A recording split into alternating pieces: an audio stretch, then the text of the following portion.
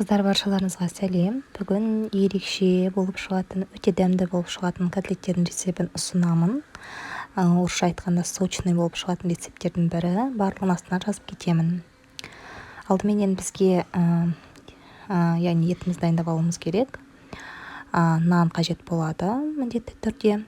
Осындай жаңағы нанымыздың үстіне алдыменен қайнаған су құямыз. Су міндетті түрде қайнаған болу керек. Кішкене жаңағы 3-4 минутке қойып қоямыз. Нанымыз босауы тиіс.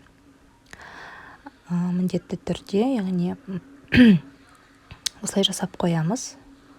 Көп мөлшерде құя беріңіздер суды, кейін сығып алатын боламыз. Енді екі жаңағы пиязымызды турап, тартылған етімізге қосамыз. Мен жаңағы кіші размерлі болғандықтан жаңағы пиязым 2 қостым. Егер де сіздердікі үлкен болатын болса, бір үлкен пияз жеткілікті. Ұсақ етіп турауға да болады, блендермен де езуге болады. Егер де яғни түйіршіктерін ұнатпасаңыздар, маған мысалы котлеттегі пияздан ірі болғаны ұнайды. Сол себепті мен осылай жасадым. Блендермен жасасаңыздар да болады. Жаңа тартылған етімізге қосамыз. Кейін 2 жұмыртқа жарамыз. Қыздар, мен қолданған жұмыртқаның размері кішкентай болғандықтан мен 2 қостым. Үлкен жұмыртқа болса, 1 қоссаңыздар жеткілікті. Енді бағанағы жаңағы нанымыздың артық суын мен төгіп тастадым. Қолменен осылайынан жаңағыда езіп алдым міндетті түрде. Суға жаңағы суда тұрғандықтан ол өте тез жаңағы езіледі. Қолымызбен осылайынан сығып жаңағы тартылған етімізге қосатын боламыз. Мен қолмен жасап жатырмын. Енді қыздар, бұл жерде барлық гигиеналық талаптарды ескересіздер. Кейін татымына қарай тұзбенен бұрышты қосамыз. Мен жалпы тұзбенен бұрышты өзім көз мөлшерімен қосамын. Бұрышты көбіректеу қостым. Жалпы маған тамақта бұрыштың, яғни дәміменен есін сезілгендігі ұнайды. Кейін көз мөлшеріменен жаңа күнделікті тамаққа қалай қосам, солай етіп жаңағы тұзымды қостым. Және де көз мөлшеріменен өсімдік майын қостым. Шамаменен 2 ас қасықтай. Кейін оның барлығын араластырып аламыз да, қыздар, міндетті түрде тоңазытқышқа бір 30-40 минутқа қойып қоясыздар. Ол жаңағы барлық қосылған қоспалар өз бойына жақсы сіңу үшін. Міне осылай болып шығады. Араластырғаннан кейін міндетті түрде қойып қойыңыздар. Енді жаңағы котлетімізді жасаймыз.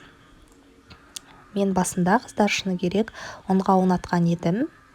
Бірақ оны қолмен жасау ыңғайсыз болды. Сол себепті міне келесі, яғни 5-ші котлетімді мен қолымды сәл сулап алдым суға. Жаңағы бір ас қасықтан үлкендеу етіп қолыма жаңағы тартылған етімді алып, осылайынан дөңгелек етіп жасап, сосын сопақ етіп котлеттің формасын жасадым. Осылай жасаған ыңғайлы екен. Яғни қолдарыңызды сумен сулап аласыздар жай ғана. Кейін қолыңызға осылайынан начинканы алып, етті яғни аласыздардағы бүйтіп соққылап формасын жасайсыздар.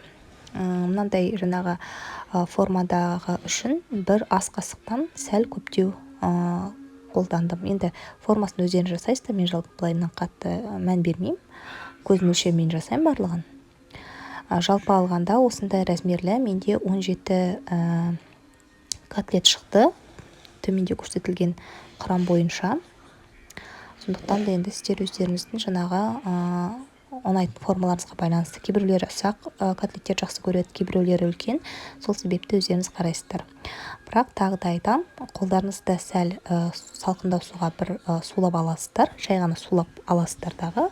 Ылғалды қолдарыңызбен жасасаңыздар, формасына тез келеді.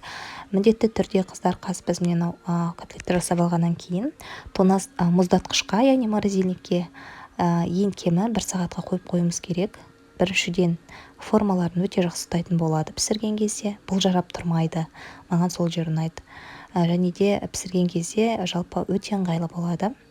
Сол себепті мен қазір осының барлығын жасап алып, мұздатқышқа 1 сағатқа қойып қойдым. 1 сағаттан кейін пісірдім. Жалпы 1 сағат, 1-2 сағат тіпті қатырып қойсаңыздар да болады, ештеңе етпейді.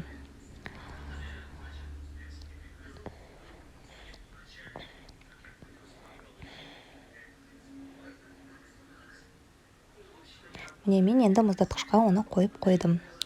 Табамызға майымызды құямыз.